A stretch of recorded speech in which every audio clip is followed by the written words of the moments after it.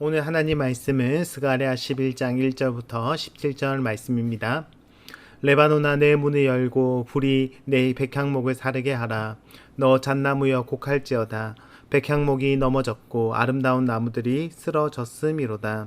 바산의 상수리 나무들아 곡할지어다. 무성한 숲이 엎드러졌도다.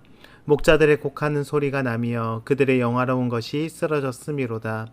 어린 사자의 부르짖는 소리가 나며 이는 요단의 자랑이 쓰러졌음이로다. 여호와 나의 하나님이 이르시되 너는 잡혀 죽을 양떼를 먹이라. 사들인 자들은 그들을 잡아도 죄가 없다 하고 판 자들은 말하기를 내가 부요하게 되었은즉 여호와께 찬송하리라 하고 그들의 목자들은 그들을 불쌍히 여기지 아니하는도다. 여호와가 말하노라. 내가 다시는 이 땅 주민을 불쌍히 여기지 아니하고 그 사람들을 각각 그 이웃의 손과 임금의 손에 넘기리니 그들이 이 땅을 칠지라도 내가 그들의 손에서 건져내지 아니하리라 하시기로 내가 잡혀 죽을 양떼를 먹이니 참으로 가련한 양들이라. 내가 막대기 둘을 취하여 하나는 은총이라 하며 하나는 연합이라 하고 양떼를 먹일세. 한 달 동안에 내가 그 세 목자를 제거하였으니 이는 내 마음에 그들을 싫어하였고 그들의 마음에도 나를 미워하였음이라. 내가 이르되 내가 너희를 먹이지 아니하리라. 죽는 자는 죽는 대로 망하는 자는 망하는 대로 나머지는 서로 살을 먹는 대로 두리라 하고 이에 은총이라 하는 막대기를 취하여 꺾었으니 이는 모든 백성들과 세운 언약을 폐하려 하였음이라. 당일에 곧 폐함에 내 말을 지키던 가련한 양들은 이것이 여호와의 말씀이었던 줄 안지라. 내가 그들에게 이르되 너희가 좋게 여기거든 내 품삯을 내게 주고 그렇지 아니하거든 그만두라. 그들이 곧 은 30개를 달아서 내 품삯을 삼은지라. 여호와께서 내게 이르시되 그들이 나를 헤아린 바 그 삭슬 토기장이에게 던지라 하시기로 내가 곧 그 은 30개를 여호와의 전에서 토기장이에게 던지고 내가 또 연합이라 하는 둘째 막대기를 꺾었으니 이는 유다와 이스라엘 형제의 의리를 끊으려 함이 없느니라. 여호와께서 내게 이르시되 너는 또 어리석은 목자의 기구들을 빼앗을지니라. 보라 내가 한 목자를 이 땅에 일으키리니 그가 없어진 자를 마음에 두지 아니하며 흩어진 자를 찾지 아니하며 상한 자를 고치지 아니하며 강건한 자를 먹이지 아니하고 오히려 살찐 자의 고기를 먹으며 또 그 굽을 찢으니라. 화 있을진저 양떼를 버린 못된 목자여 칼이 그의 팔과 오른쪽 눈에 내리리니 그의 팔이 아주 마르고 그의 오른쪽 눈이 아주 멀어 버릴 것이라 하시니라. 아멘. 오늘 스가랴 11장 말씀은 선한 목자를 버리고 악한 목자들을 따라간 백성들의 고통과 눈물, 그 비참한 삶에 대해서 기록하고 있습니다. 오늘 본문은 1절부터 3절 그리고 4절부터 17절까지로 나눠져 있습니다. 스가랴서에 등장하는 목자는 백성들을 다스리고 인도하는 정치 지도자 혹은 종교 지도자들을 이야기하고 있다라는 사실을 염두하며 오늘 본문을 살펴보도록 하겠습니다. 먼저 1절부터 3절은 목자들에 대한 심판과 그에 따른 애통과 통곡 소리로 가득하다라는 것을 말씀합니다. 레바논 백향목과 잣나무 그리고 바산의 상수리 나무는 모두 크고 높고 웅장한 나무들입니다. 그래서 이 나무들은 성경에서 강력한 통치자나 강대국을 상징하는 경우가 많이 있습니다. 그런데 이 웅장한 나무들이 불타고 찍혀 넘어졌습니다. 이 의미는 백성들을 통치하는 지도자들에 대한 하나님의 심판이 임할 것을 말해주고 있습니다. 그들이 자신들을 구원해 줄 것이라 믿은 자들은 애통하고 통곡할 수밖에 없습니다. 이처럼 하나님은 온 세상을 통치하며 드높아진 교만한 통치자들을 심판하는 분이십니다. 그러므로 지도자들은 그 권세가 영원할 것처럼 믿고 불의하게 그 나라와 백성들을 통치해서는 안 될 것을 말해주고 있습니다. 하지만 역사를 보면 권력을 가진 자들은 그 권력이 영원할 것처럼 교만히 행하며 권력을 가지고 자신의 사리사욕을 채우는 모습을 볼 수 있습니다. 그들에겐 오직 하나님의 진노와 심판만이 기다리고 있을 뿐입니다. 자신들이 아무리 높고 웅장하다 하더라도 나무에 불과하다라는 사실을 기억해야 합니다.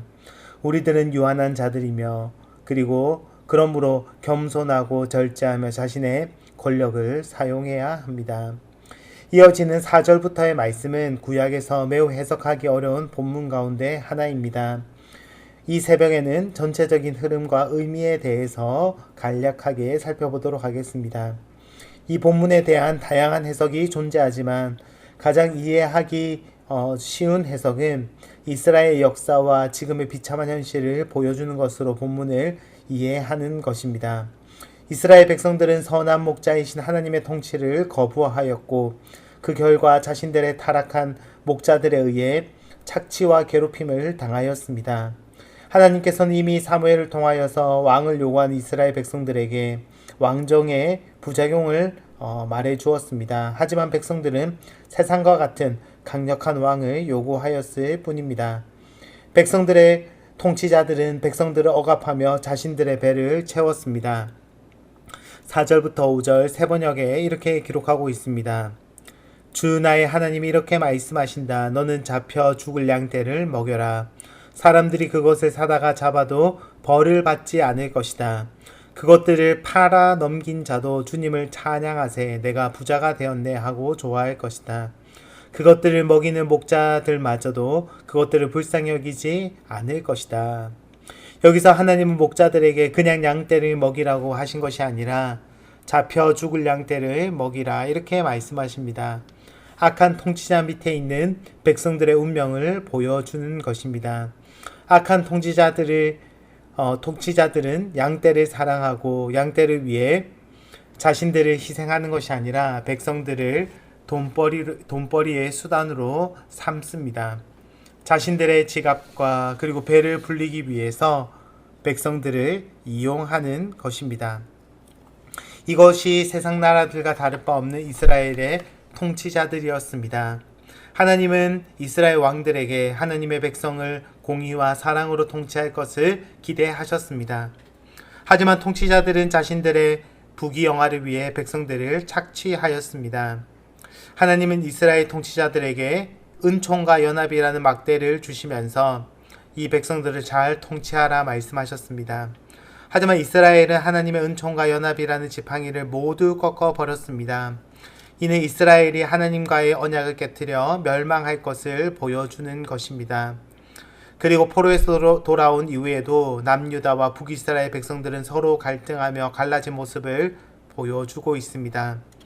이처럼 하나님께서 주신 은총과 연합을 깨뜨리고 이스라엘은 우상 숭배와 분열로 인하여 파멸의 길을 향하였습니다. 이런 파멸의 중심에는 패악한 목자들이 있다라고 성경은 말하고 있습니다.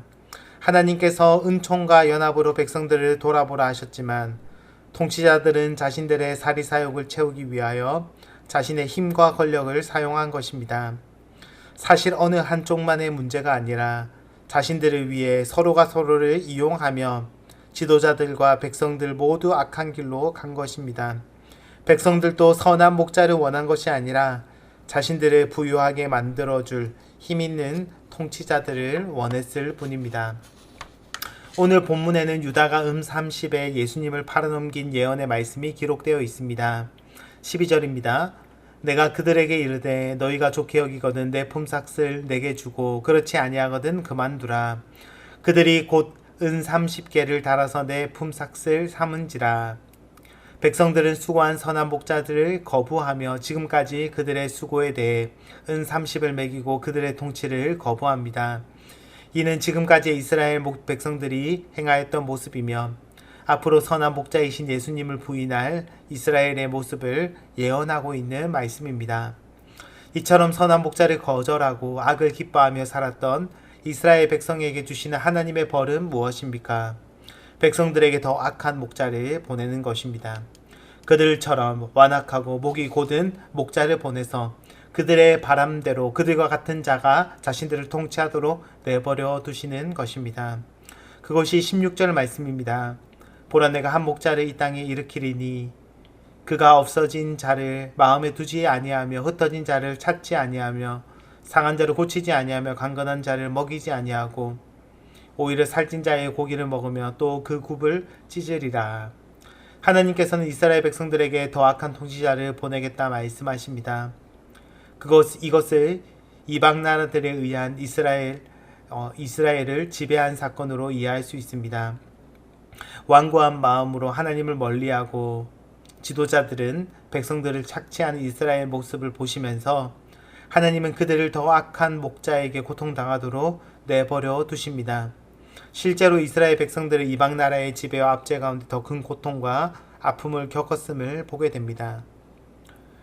말씀을 맺기 원합니다. 오늘 본문을 통하여서 우리가 깨닫게 되는 것은 첫 번째로 지도자나 리더들이 자신들의 배와 욕망을 채우기 위해서 이래서는 안 된다라는 사실입니다. 이는 종교 지도자나 정치 지도자들 모두에게 해당합니다.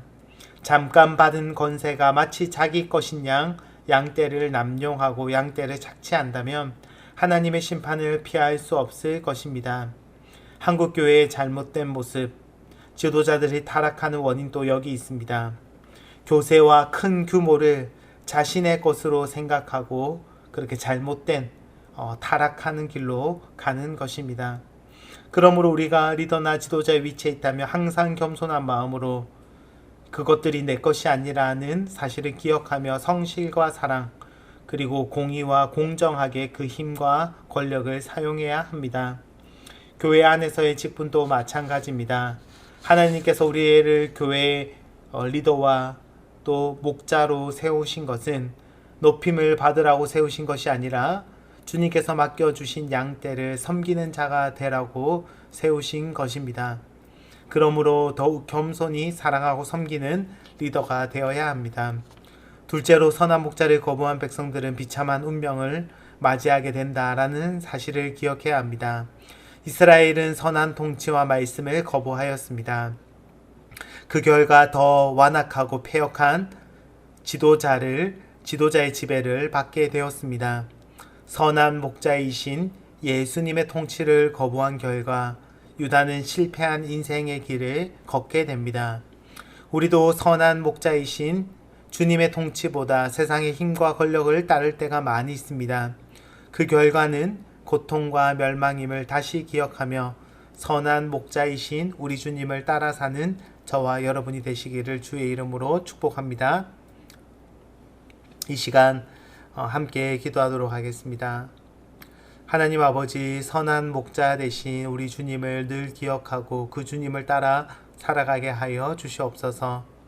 우리에게 맡겨진 양떼들을 사랑하고 돌아보고 그들을 섬기는 그런 리더들이 되게 하여 주시고 또 그런 교회 지도자들이 잘 세워지고 리더들이 잘 세워져서 양떼들을 주님의 사랑과 공의로 보살피고 섬기는 저희들 되게 하여 주시옵소서.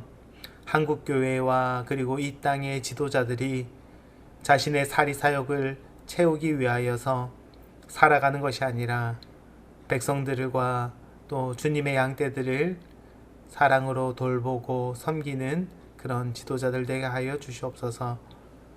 예수님의 이름으로 기도드립니다. 아멘.